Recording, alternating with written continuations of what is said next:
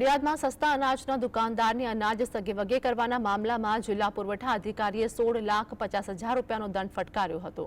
પ્રિયાંક પટેલ નામના સસ્તા અનાજના દુકાનદારને જિલ્લા પુરવઠા અધિકારીએ દંડ ફટકારી દુકાનનો પરવાનો રદ કર્યો હતો।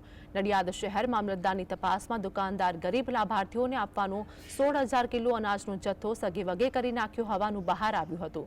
મહત્વની વાત એ છે કે 6 માસ અગાઉ નડિયાદમાં સંજય સચદેવા નામના દુકાનદારનો પરવાનો રદ થતા વધનો જથ્થો પ્રિયાંક પટેલ નામના દુકાનદારને ફાળવવામાં આવ્યો હતો, પરંતુ ગ્રાહકોને પુરવઠો નહીં મળતો હોવાની ફરિયાદ મળતા મામલતદાર દ્વારા તપાસ હાથ ધરવામાં આવી હતી।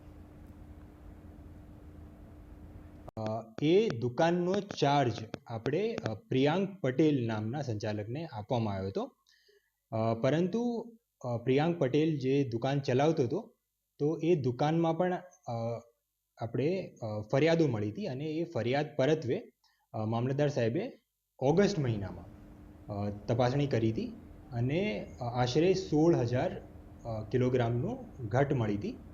એટલે આપણને રિપોર્ટ કર્યો હતો, જે બાદ આપણે ખાતારાએ કેસ ચલાવ્યો હતો અને એ ખાતારાએ કેસમાં આપણે 16,50,000નો દંડ કર્યો છે। ફાઇન।